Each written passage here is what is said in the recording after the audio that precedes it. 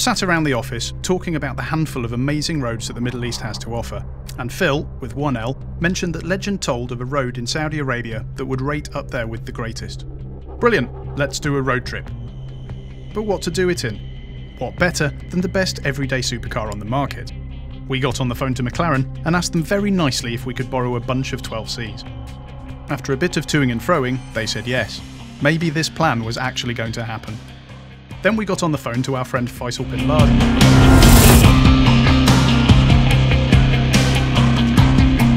who kindly agreed to hook us up with the best places to see. Our plan is to take the cars right across the kingdom, seeing what the country is actually like away from Hollywood representations, and end up at what we're told is one of the greatest driving roads in the world. But before that, we have thousands of kilometres to cover, starting in the capital, Riyadh. So, the start, the beginning.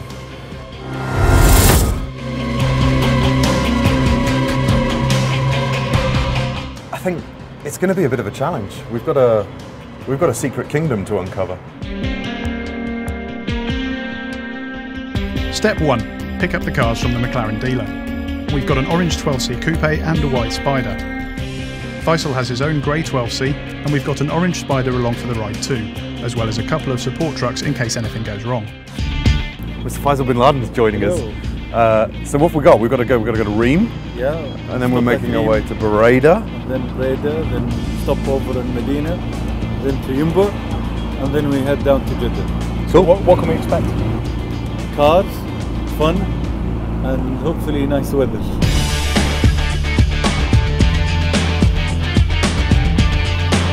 The kingdom of Saudi Arabia is an unknown quantity. Not many people understand it, not many people get the culture.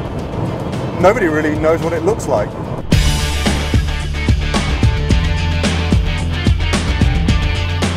Our first target is the Reem International Circuit, which on the map doesn't look very far.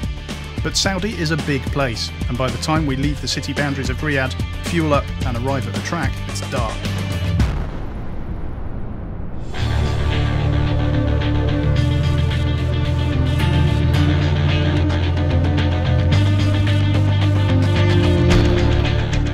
We are now the better part of an hour and a half outside of Riyadh, and we've stopped at the Reem International Circuit.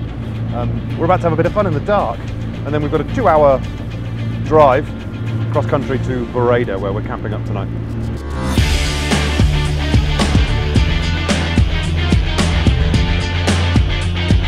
That 2 hours turned out to be very optimistic, and it's the early hours of the morning by the time we arrive in Buraydah, one of the most conservative parts of Saudi. A quick nap, and then it's time for a tour.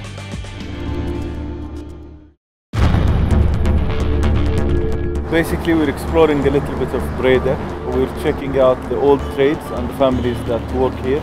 And then we're checking out some 1950s scrap cars and some camels and some palm trees.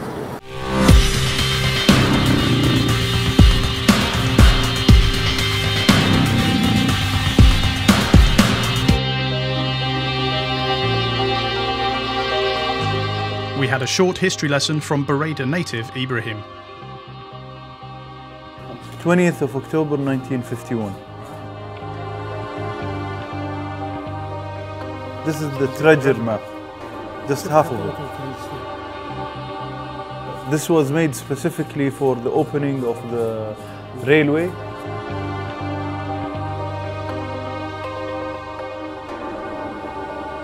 Time for a snack of the local delicacy. Dates. This is basically just one example of people who sell dates in this region. They have from 45 to 50 types of dates. It's very sweet, very soft. Okay. It's something. Oh wow. This is the It's very tasty. The other local delicacy is watermelons. You have no idea how much it took to resist the urge to drift our way through them, firing watermelon all over the town square. Before the temptation became too much, Ibrahim invited us to check out his own car collection. So from the new cars of the McLarens to some much older things, this is Ibrahim's collection. It's Ibrahim's and some of his friends' collection. You know, I've never seen so many cars in one place.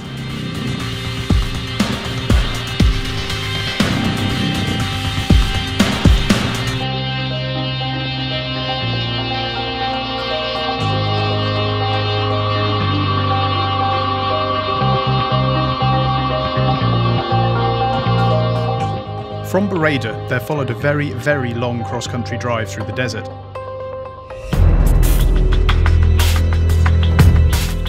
But we finally reached Jeddah, washed off all the accumulated grime and got ready for the main event, finding the Al Hada road. Would it be as awesome as we expected? This will be the highlight, I think, of the whole tour. Al Hada Road. We've been led to believe it's one of the greatest driving roads on the planet. We've got a lot of cars today, so we've got a big glut of customers, and we've got our own vehicles.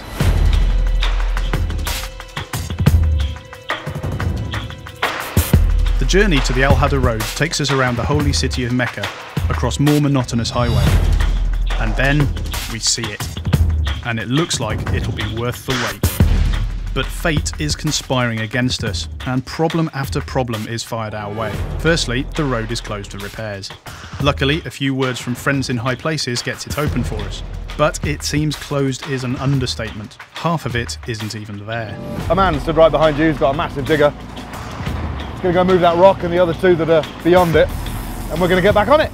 Nevertheless, there's enough of the Al Hada road that is accessible for us to have some fun.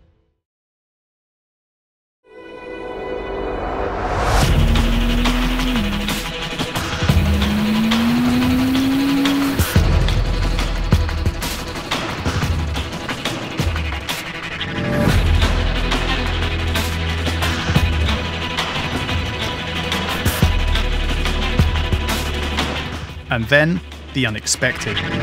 In the middle of summer, in the middle of Arabia, the gathering clouds open, deluging us with rain and rather painful hailstones. Our time at Al Hada has been cut dramatically short. We're getting done in by hailstorm. I mean, look at the size of those. It's a kingdom of many surprises. We're utterly blown away. This is insane. It's game over for now. Saudi Arabia is not like you read about, not in person, not day to day. The people are friendly, enthusiastic and incredibly hospitable. The landscape veers from empty, vast desert to soaring mountains, and the weather is completely unpredictable. It also has one of the best driving roads we've ever seen, even if we only got a taste of it. We're hatching plans to return, so we can give the Al Hada road the justice it deserves.